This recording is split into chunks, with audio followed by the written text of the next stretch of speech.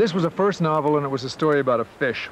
And I had no real title for it. I tried 100 different things. Some of them were quite pretentious, François Sagan kind of titles, like A Stillness in the Water and Leviathan Rising and all of that stuff. And then we ran through all sorts of cliched titles, The Jaws of Death, The Jaws of this, The Jaws of that, which all sounded terrible. And finally, with 20 minutes to go before the book had to go into production, I sat with my editor in a restaurant in New York, and I said, we don't agree on anything except one word, Jaws, call it Jaws. And he said, what does it mean? I said, I have the faintest idea, but at least it's short. Peter Benchley's novel came to my attention and my partner Richard Zanuck's attention at approximately the same time on opposite coasts of North America. The agency gave 4 or 5 producers an early peek.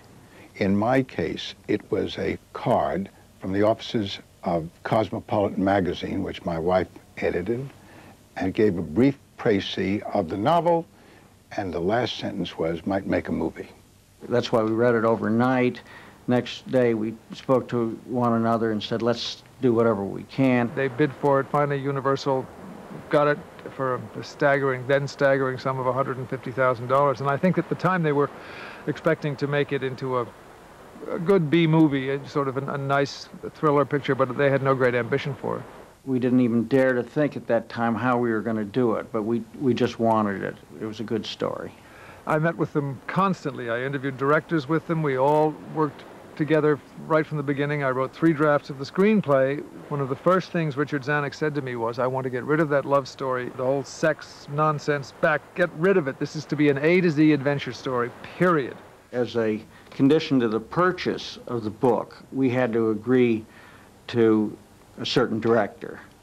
And we had a meeting with the director and Benchley, and in which the director kept referring to the whale during the lunch. Steven Spielberg had directed The Sugarland Express for Mr. Zanuck and for me, and we were very keen about him. But the subject of Spielberg's interest in Jaws came after The Man Who Thought the Shark Was a Whale.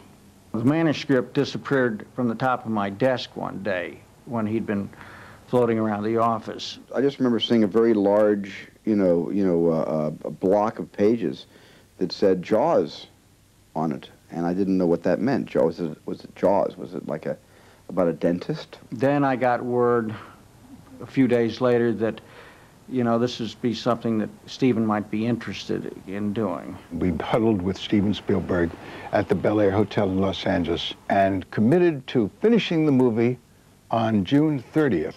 There was a strike looming, and the plan was to start shooting the picture as soon as possible and finish shooting and come back to the studio before the strike. The script was a transcript of the novel by Peter Benchley, which is what we asked for. Then another pass by Howard Sackler, a Pulitzer Prize-winning playwright. Howard Sackler's draft was a fairly conventional thriller kind of film without much humor to it, and the characters were kind of one-dimensional.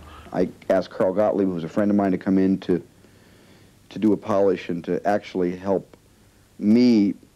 If I wanted to improvise scenes, Carl would be there to help organize the improvisation and put it on paper. And the morning after that, I was on a plane to Martha's Vineyard with Steven to start rewriting the movie 10 days before the start of principal photography. At that time, I was a location casting director, so I had not that much to do with those 3 main characters. I do think they're probably the most brilliantly cast threesome that I've ever seen on film. I had originally suggested putting in it Paul Newman, Robert Redford, and John Voight, and David Brown and Richard Zanuck pointed out to me quite kindly that the star of this movie was a fish. The 3 actors, Roy Scheider, Robert Shaw, and Richard Dreyfuss, were all of different minds and different temperaments. Scheider had to be, forgive the cliche, a fish out of water. We know all about you, Chief. You don't go in the water at all, do you? Some bad hat, Harry. Everybody knew him from The French Connection, where he was a tough, gritty New York cop. We couldn't find anyone for Quint. And I wanted to go for Lee Marvin, but Lee Marvin wasn't interested. We'd used Robert Shaw in The Sting, but he was not a superstar. He was a well-known personality, a character actor, really. Here's to swimming with bow-legged women.